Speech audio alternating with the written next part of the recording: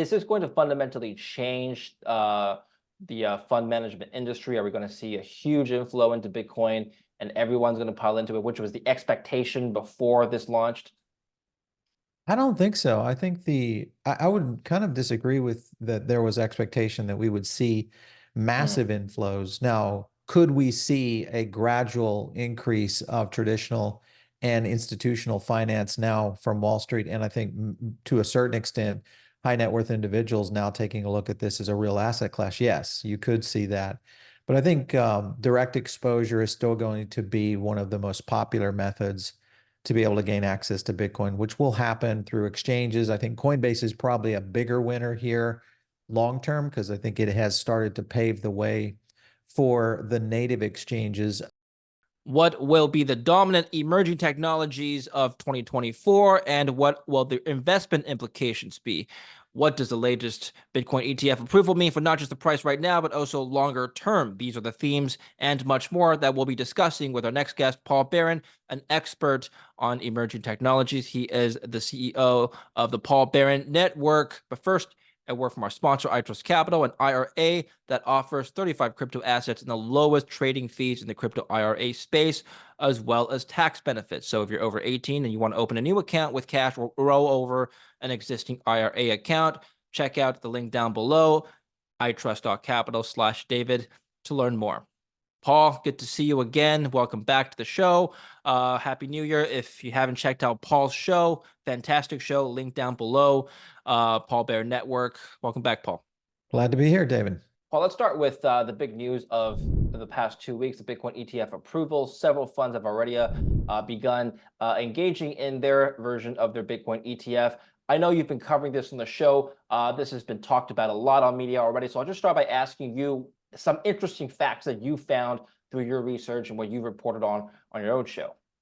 Well, I think the fact that we got the approval, I think was a huge win for the industry overall. So, from a standpoint of not only sentiment, what consumers and investors are thinking about the ETF, I think that was the biggest positive out of it. As far as the actual performance of the or the ETF so far, somewhat expected, not overly exuberant, but yet at the same time, one of, if not, I think the best performing ETF to date. So that I think has also shown some confidence in the asset class, which I think is as I said, is kind of the biggest win of all.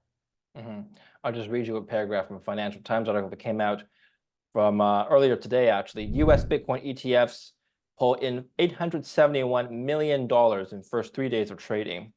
Bitcoin exchange traded funds have pulled in just under $900 million in their first 3 days of trading as investors cautiously welcome the new stock market vehicles that track the cryptocurrency. The new funds, which include those from BlackRock, Franklin Templeton, and Invesco, have had net inflows of 871 million, according to data Yep. from CoinShares. So, yeah, big first 3 days. Is this going to fundamentally change the fund management industry? Are we going to see a huge inflow into Bitcoin and everyone's going to pile into it, which was the expectation before this launched? I don't think so. I think I would kind of disagree with that there was expectation that we would see Mm, massive inflows. Now, could we see a gradual increase of traditional and institutional finance now from Wall Street? And I think to a certain extent, high net worth individuals now taking a look at this as a real asset class. Yes, you could see that. But I think direct exposure is still going to be one of the most popular methods to be able to gain access to Bitcoin, which will happen through exchanges. I think Coinbase is probably a bigger winner here long term because I think it has started to pave the way for the native exchanges until we see Wall Street really get more active. Even though Fidelity has been very active with Bitcoin and Ethereum, I think the opportunity still lies in the hands of exchanges like Coinbase. okay. Now, some people I've talked to have expected the price to move substantially post launch. Mhm. The price did move somewhat, but we're still hovering around $42,000 a coin. What Yep. was your expectation? Did the price moves align with what you expected initially? We expected it to get a little bit of a pump, which I would say was just a very small movement in the charts when you look at the Yeah. performance on right before the day up. Obviously, we did have the run up to the ETF, but I'm looking at more of a long-term play here, and I do anticipate still a little bit of a retracement just because of what's happening in general. But the real big picture here, I think, for Bitcoin is still the halving. It has enough of a presence. Now, will it have the impact it's had in past cycles? That I think is still yet to be determined. But for the most part, I think, Bitcoin's still, I still believe it's an up-only asset when you think long term. But Mhm. I think now what we're dealing with is a little bit different approach, from what traditional investors are now looking at. And you've got, guys like Jamie Dimon still out there just, really going hard on Bitcoin. But at the same time, you've got Larry Fink, who believes this is the next asset class that's going to, swoon Wall Street. Is it true that these ETFs have opened up a completely new door to new investors and thus will dramatically improve or increase the value of Bitcoin in the medium term? Okay, so I think that's a split answer. Okay. We work a lot with financial advisors, mainly from a research standpoint, to look at what's going on in the markets, because mostly we're looking at technology-based investors, whether it's blockchain or otherwise, gaming market, what we're seeing in VR, AR, obviously what we're seeing in AI. One of the biggest things that we've seen in the group meetings that I've had with dozens of financial advisors is the interest level from high net worth individuals of Mm, Bitcoin. So I think that alone has shown, one, that they've got confidence in the fact that this asset class is now somewhat regulated with an ETF.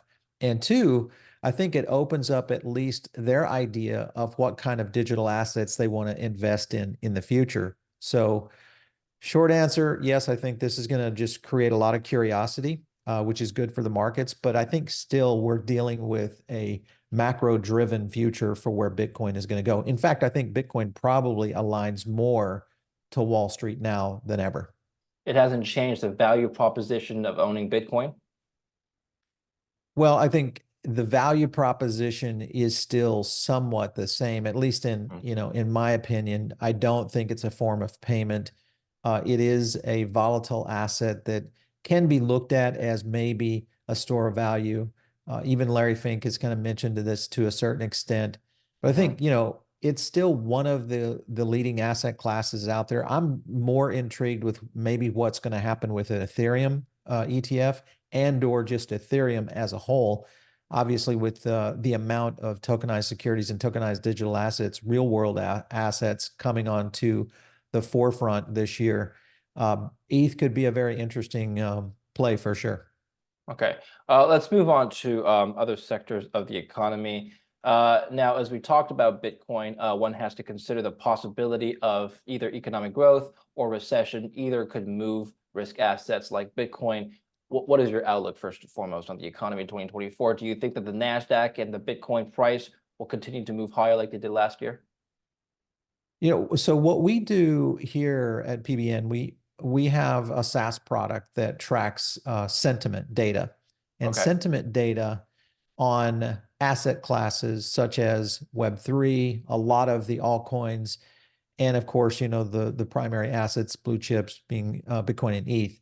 One thing I've noticed is that we've continued to see a little bit of an uptrend here, which are very cyclical for at least investors from a sentiment standpoint. If you compare that to what's happening on a macro level, which I think Wall Street right now maybe is starting to reassess the aggressive nature of these rate cuts that were anticipated for this year. We feel that that may not necessarily be as aggressive as what Wall Street and some of the banks have kind of indicated for 2024. So I think as long as we don't see something crazy, a black swan or a gray swan event, I Mhm. think there's still a great opportunity here for a lot of the digital asset class products out there. Just to reiterate, you don't think that rate cuts will have a significant impact on valuations? Is that what you said? I just want to clarify. Well, I don't think the number of rate cuts are going to be present. Oh, okay. What our thoughts are is that we're going to see a slower move into rate cuts. Do we see one in March? I would put that at less than 50% possibility, only Really? because what we've seen in the early prints on the CPIs. But more important is what we track in terms of consumer sentiment around investing, at least in the crypto assets. It's still a bit lukewarm. So everybody's waiting for whether it's halvening, whether it is the ETF. The fact that Bitcoin was able to hold its current price targets and areas, that is still a very, very bullish sign for 2024. Again, as long as we don't see some major macro attack on the markets. The futures market is pricing in 4 to 5 cuts this year. Suppose you're right, and that this is overly aggressive an assumption. Wouldn't we see downside moves in the market if these initial expectations don't play out, Paul? Not necessarily, because I think the investor, or at least from the blockchain standpoint, the investors in blockchain are much more cynical. So they've been in a market where they've seen, drastic moves very quickly. A 20% move is a Tuesday in blockchain. Fair So enough.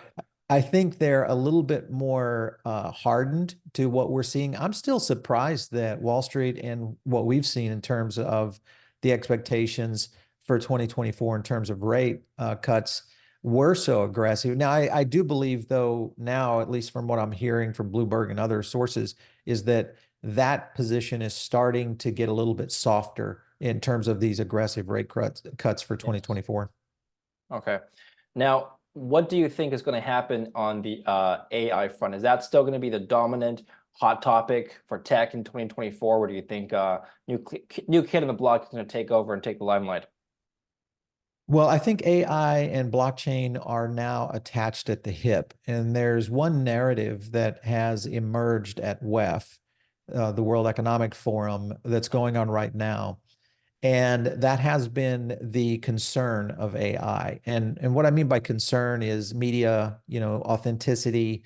Obviously, we've seen all sorts of deep fakes. The likelihood of seeing AI bots and other activities within, especially if we get into tokenized securities, that could be a real problem for not only the financial sectors, but also just about every business sector out there. And the one thing that blockchain does is it really does address this in terms of provenance. The blockchain does give the capability of authenticity. And I think that's the thing that we're starting to see the potential use case starting to rise. Obviously, we haven't seen that in media just yet, but I've been impressed with, companies like Visa who started to move very aggressively in this area around loyalty systems, which I think is getting back into real world use case of blockchain. So I think AI could be something that in the future we'll see projects and a lot of different technology advancements to help maybe control this kind of rampantness of fakery that we have going on with AI right now. What do you mean fakery? Can you expand on that?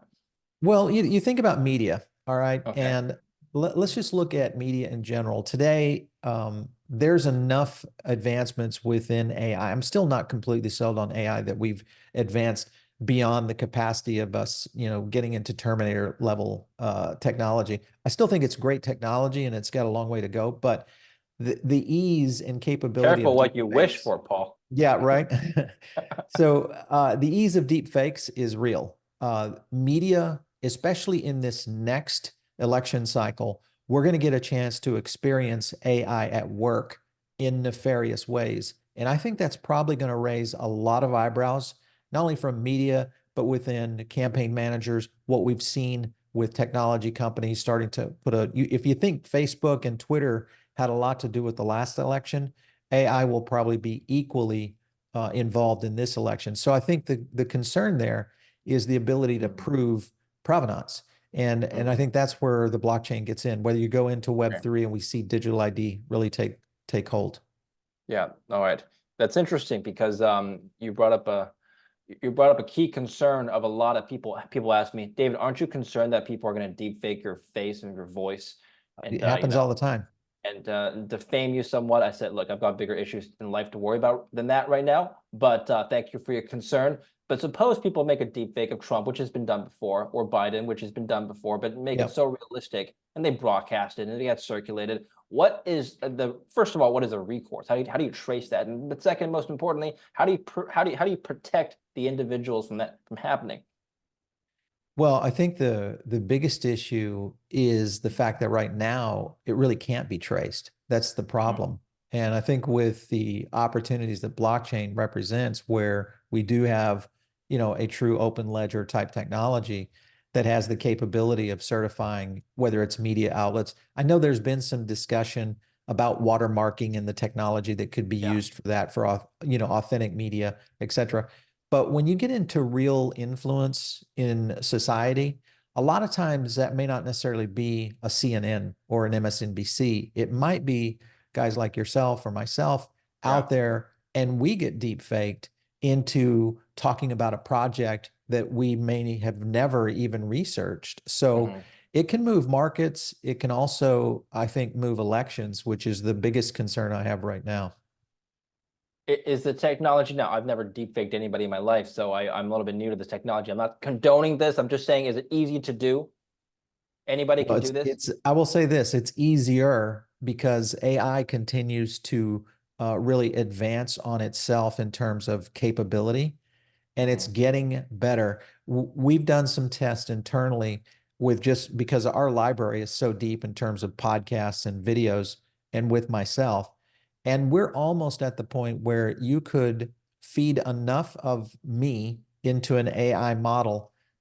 If you didn't know me and didn't listen to my show all the time, or you didn't watch me and understand my body, metrics, you could probably be faked with that now. But within 6 months, the acceleration of this technology could get very concerning. And in the next 2 to 3 years, that's when I think we have a problem. You're gonna have to have a secret code to sign off with Secret your code, yeah. audience. Yeah, it's like, you say blueberries cheesecake or something. That actually Yeah, means you're right.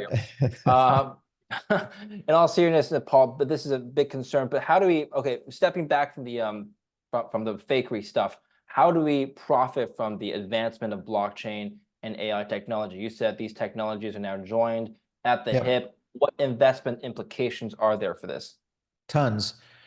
So you follow the narratives, and just like anything in investing, whether you're in Wall Street or you're looking at tech, in early stage tech. So I grew, my career in Silicon Valley in the Mhm. VC form, worked with Microsoft, got a chance to see the dot bomb era and a lot of the companies that broke out. If you understood the narratives in the early days of everything from social media, mobile computing to big data, you would have been way ahead of the markets. And I think that's what's happening right now on blockchain. There's a lot, and I'll go back to WEF. I've been surprised. I've been following all the interviews. I've been surprised at the amount of discussion about blockchain and crypto. This is the real first year. Last year, it was discussed a lot, but it was more on the regulatory front. I think they've realized, okay, there's a lot more to this in terms of utility. So I think Mhm. if you follow the narratives, whether that is going to be gaming, what we'll see in VR, AR, especially with Apple now dropping their Vision Pro, likelihood going to sell out, and especially with what we'll see in terms of authenticity within the marketplace. I think there's just so many opportunities here right now in 24 and 25 for all sorts of blockchain and crypto projects. Um, Certainly, we see big vendors like Visa, PayPal Mhm. utilizing blockchain technology, and now social media is jumping on the bandwagon. This just came in from reading Forbes right now. Elon Musk reveals surprise crypto holdings as X plans to replace PayPal, Visa, and banks quietly accelerates amid Bitcoin price Yeah. swings.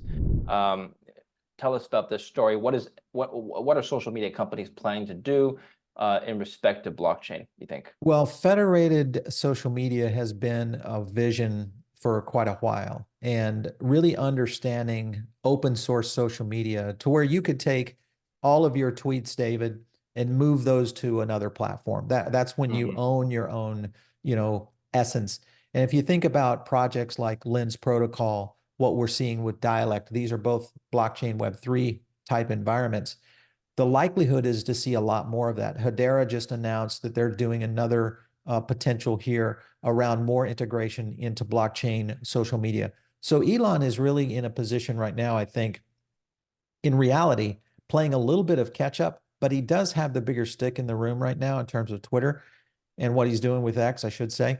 And I think just his money license services alone are probably going to put quite a bit in I think in terms of opportunity for what X can do. The key will be how does this continue to operate with drawing in creators? Now, he's done a good job at bringing in guys like Tucker Carlson, and there's a handful of others that are now moving on to X more and more. I just saw Mr. Beast now did a full video on X. So I think that technology is coming. It's just a matter of whether or not we'll see decentralized social media take the limelight in the next few years. Okay.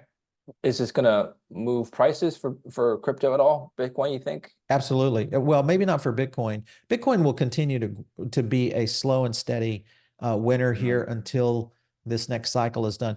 But I think the bigger win here is in the Web3 projects that are out there, really, kind of driving in on everything from payment to, what we'll see within social for sure.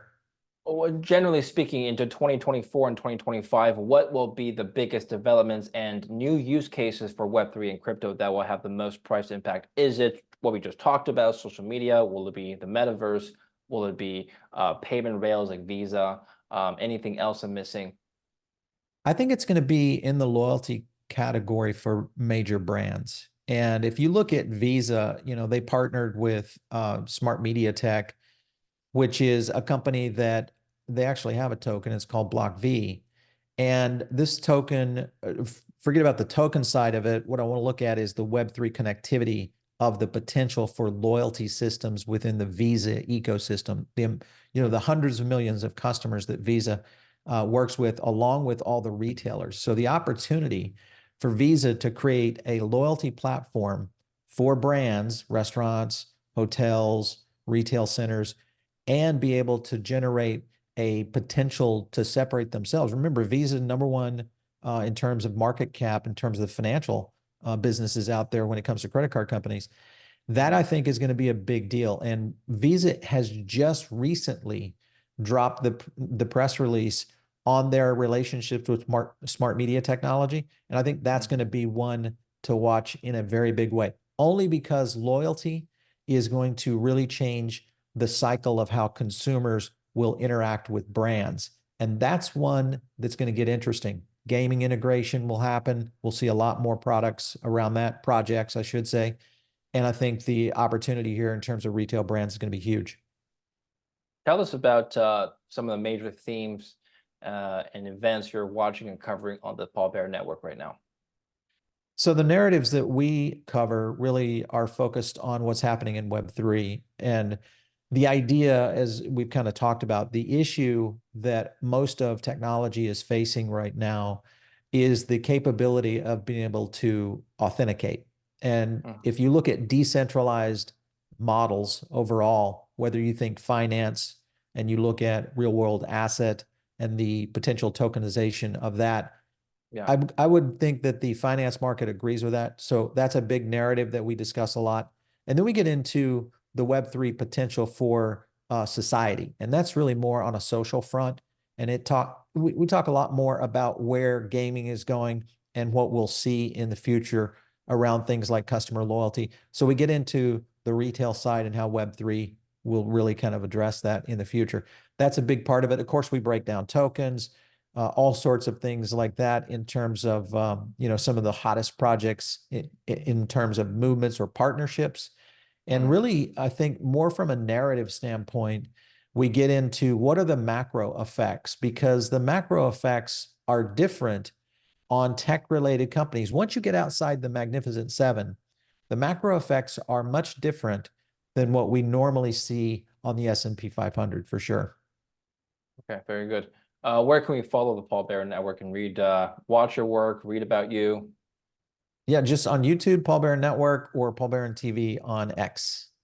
Okay, we've talked about this last time, and people want to watch our last interview with Paul from several months ago. I'll put the link down in the description below. But for the new audience watching the show right now, tell us a little bit about your background and how you came from an engineering background from some of the big tech companies into now a host of a successful media company. I won't ask you to play the guitar. I see you have a guitar behind you, but I feel free to bust out some tunes once in a while, but I'll let you take care of that. We need to do that one day, do a little jam session.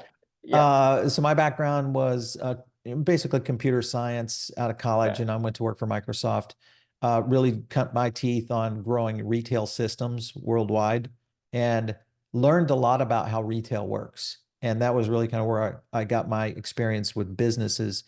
And then I Mhm. left the business, I guess about 6 years after working with Microsoft, and fell into media in kind of a backwards way. But it was really where I kind of fell in love. And of course, my background in technology, learning what new media would look like, because in the early days, podcasting was barely created. I think it was the first or second year that RSS was actually a thing.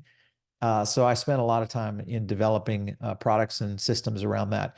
My background in engineering helped build things like SaaS products and natures like that around consumer science and a lot of sentiment data that we do today. So that's kind of where it's an interesting blend of things, both media, tech, finance. It's an odd one for sure.